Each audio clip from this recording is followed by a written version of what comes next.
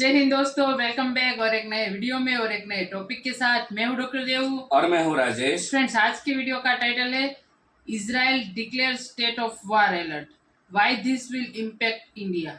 हाँ, इजराइल ने अभी जो उसके ऊपर हमस का जो हमला हुआ है, करीबन 5,000 मतलब वहाँ पे मिसाइलें दाग दी गई है। और करीबन वो भी टाइमिंग है करीबन 20 मिनट के अंदर, ऐसा कुछ टाइमिंग दिया गया है। लेकिन इजराइल ने अब वो उसको वॉर डिक्लेयर कर दिया है। चलिए दोस्तों, पहले वीडियो देखते हैं क्योंकि ये वर्ल्ड अफेयर की ओर से और हमें पूरी डिटेल्स में जानने को मिलेगा, तो वीडियो को लास्ट तक जरूर देखना। उसके बाद हम आपके साथ बात करेंगे। उसके पहले चैनल पे पहली बार आए हो तो आपने सब्सक्राइब नहीं किया है तो चैनल को सब्सक्राइब जरूर से कर लीजिएगा। और वीडियो अच्छा लगे तो लाइक से जरूर से चलिए वीडियो स्टार्ट करते हैं। नमस्कार and welcome you all to world affairs. मैं हूं प्रशांत धवन। इजराइल ने वॉर डिक्लेयर कर दी है ना। मुझे पता है आप में से कई लोग देखते होंगे कि इजराइल फिलिस्तीन के बीच में कुछ ना कुछ चलता रहता है। इजराइल ने यहाँ पे अटैक कर दिया, ये कर दिया, मगर जो अब हो रहा है दिस कुड बी फाइनल, क्योंकि इजराइल ने ऑन रिकॉर्ड ये कहा है कि हम वॉर अलर्ट इशू कर रहे हैं। Israel declare state of war alert. Literally Benjamin Netanyahu ने ये वर्ड्स यहाँ पर यूज़ किए हैं कि वी आर एट वॉर, जंग शुरू हो चुकी है। 22 लोग हमास ने मार दिए हैं इजराइल के, 5,000 रॉकेट्स गिराकर ऑल ओवर इजराइल। जो आयरन डोम था वो भी इतना बड़ा अटैक झेल नहीं पाया, क्योंकि सिंस लगातार हमास ने 5,000 रॉकेट बरसा दिए इजराइल पर। आयरन डोम भी कंफ्यूज हो गया कि किस रॉकेट को रोक के कहाँ पे इंटरसेप्शन करे। इवेंचुअली पूरे इजराइल पर बहुत सारे रॉकेट्स गिरे हैं, कई इजरायली नागरिक मारे गए हैं। और बिल्कुल यहाँ पे एक बात हमको बोलनी पड़ेगी कि ये वॉर इजराइल ने स्टार्ट नहीं करी है। बिल्कुल नेतन्याहू ने डिक्लेयर किया है कि we are at war, but कहीं ना कहीं इजराइल की सरकार को ये करना था, क्योंकि अचानक से अटैक जो हुआ है इट इज़ अनप्रेसिडेंटेड। इजराइल को उम्मीद थी नहीं कि इतना सारा इतना बड़ा अटैक हमास कर भी पाएगा या नहीं। और अभी के लिए भारत सरकार ने एडवाइजरी इशू कर दी है नागरिकों के लिए कि अगर आप इजराइल में हैं तो रिमेन विजिलेंट, क्योंकि स्टेट ऑफ वॉर डिक्लेयर हो चुकी है। जो भी सेफ्टी प्रोटोकॉल्स हैं ये फॉलो करिए। मैं आपको बता दूं आज के समय कई इंडियंस हैं वो इजराइल में काम करने के लिए भी जा रहे हैं। इसका प्रोसेस धीरे धीरे स्टार्ट हो चुका है, तो ये एडवाइजरी इशू करना इंडिया के लिए बहुत ही इंपॉर्टेंट था ना। मुझे यहाँ पर यह भी ऐड करना पड़ेगा कि इस सब का इम्पैक्ट इंडिया पे सिर्फ इतना नहीं पड़ने वाला कि इंडिया के नागरिक हैं बहुत सारे इजराइल में, उनकी सेफ्टी की हमको चिंता है। एक जियोपॉलिटिकल एंगल भी है यहाँ पर, वो भी हम डिस्कस करेंगे। मगर सबसे पहले ये जान लो कि इजराइल के अगेंस्ट कौन सा ऑपरेशन स्टार्ट किया गया है हमास द्वारा, और ये ऑपरेशन शुरू क्यों किया गया। ओके, तो यहाँ पर आप देख पाओगे लिखा है अल अक्सा स्टॉर्म। ये वो ऑपरेशन है जो इजराइल के अगेंस्ट स्टार्ट किया है हमास द्वारा। जो भी गाजा पट्टी से, अभी आपको मैप पे दिखाऊंगा, जो भी गाजा पट्टी से रॉकेट्स बरसाए जा रहे हैं इजराइल पर, ये ऑपरेशन अल अक्सा स्टॉर्म के अंडर किया जा रहा है। नाउ अब चलते हैं मैप पे, वहां पे आपको दिखाऊंगा अल अक्सा मस्जिद है कहां पर और इस ऑपरेशन को अल अक्सा स्टॉर्म क्यों कहा जा रहा है। सो यहाँ पे आप देख पाएंगे ये है एशिया का मैप और ये है हमारा प्यारा भारत। नाउ हम यहाँ पे फोकस करते हैं इजराइल की तरफ। यहाँ पर आप देख पाओगे ये यहाँ पे आपको दिख जाएगा दिस इज इजराइल, और ये यहाँ पे आपको दिख रहा है लिखा हुआ है गाजा स्ट्रिप, ये है गाजा पट्टी। तो गाजा पट्टी में हमास है और हमास यहाँ से लगातार पूरे इजराइल पर 5,000 रॉकेट्स बरसा चुका है। इन द फ्यूचर भी लग रहा है कि ये और लगातार अटैक करते रहेंगे। और अल अक्सा स्टॉर्म इस ऑपरेशन को ये कह रहे हैं कि जो भी अटैक किया जा रहा है अल अक्सा स्टॉर्म के अंडर किया जा रहा है। नाउ अल अक्सा देखिए एक मस्जिद है जो आपको मिलेगी जेरूसलम में, बहुत ही इंपॉर्टेंट मॉस्क है इन दी इस्लामिक फेथ। और यहाँ पे अगर मैं जूम इन करूँ तो यहाँ पे आपको दिख जाएगी अल अक्सा मस्जिद। नाउ अब जो हमास के सपोर्टर्स हैं, इवन मैं कहूँगा ईरान एज ए कंट्री, इसको आप अगर देखो, ये सब लोग ये कह रहे हैं कि जिस तरीके से इजरायली फोर्सेस आम लोगों पर अत्याचार कर रही थी अल अक्सा मस्जिद में, तो उसके रिस्पांस में कोई ना कोई ऑपरेशन तो होना ही था। अब यहाँ पे आपका क्वेश्चन आएगा, वेट, इजराइल की सिक्योरिटी फोर्सेस अल अक्सा मॉस्क में क्या कर रही थी। पिछले कई महीनों से लगातार हमने रिपोर्ट्स देखी है कि अल अक्सा मस्जिद में लोग थे, इजराइल की सिक्योरिटी फोर्सेस आती है, उनको पीट के चली जाती है। कई वीडियोस आई हैं जहां पर औरतों को पीटा जा रहा है। और अगेन देखो, दोनों तरफ के अलग आर्ग्यूमेंट्स आपको मिलेंगे। इजराइल की तरफ का आर्ग्यूमेंट ये है कि कई लोग हैं वो इजराइल की सिक्योरिटी फोर्सेस पर पत्थर फेंकते हैं और तरीके से अटैक करते हैं, फिर भाग के छुप जाते हैं मस्जिद के अंदर। तो सिक्योरिटी फोर्सेस ने भी एक बार तंग आके ये सोचा कि जो होगा देखा जाएगा, मस्जिद के अंदर से निकालो इन सब लोगों को। तो काफ़ी बार हमने देखा है पिछले कुछ महीनों में कि अल-अक्सा मॉस्क में टीयर गैस फेंकी गई, काफ़ी वायलेंस हुआ।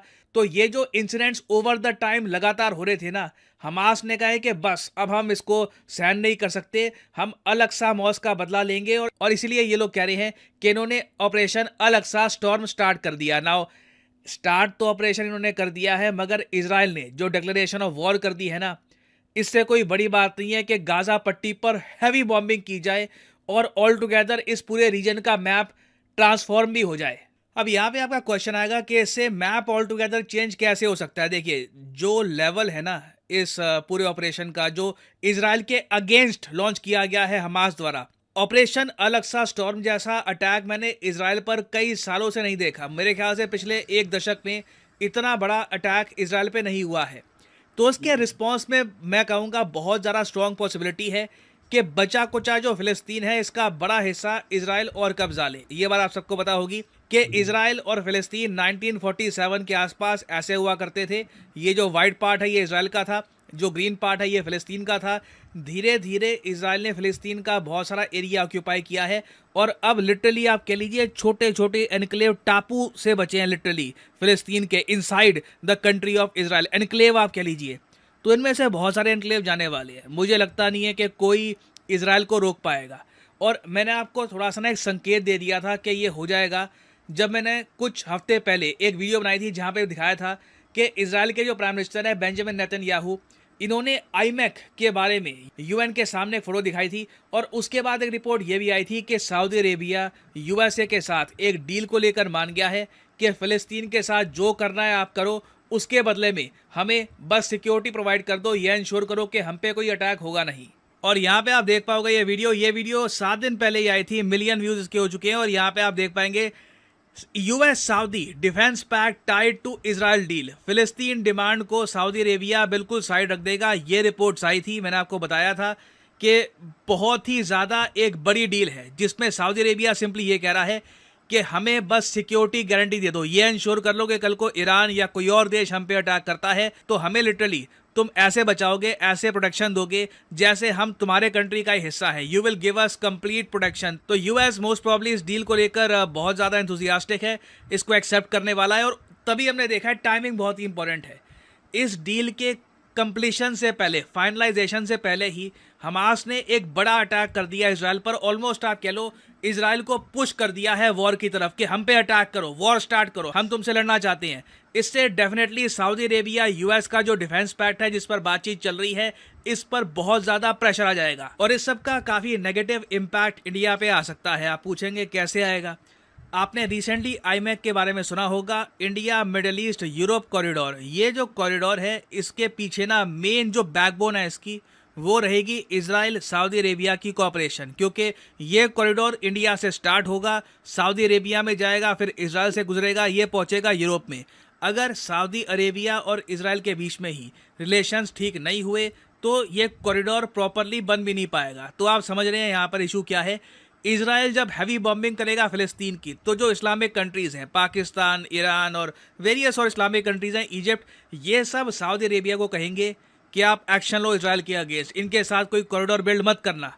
और अगर मान लो कल को सऊदी अरेबिया कुछ प्लान कर भी रहा था कि इजराइल के साथ हम रिलेशंस नॉर्मलाइज करेंगे, इजराइल को हम एक्सेप्ट करेंगे एज ए कंट्री, ये सब डिले हो सकता है। तो अगेन इसके जियोपॉलिटिकल रेमिफिकेशंस बहुत सारे हैं।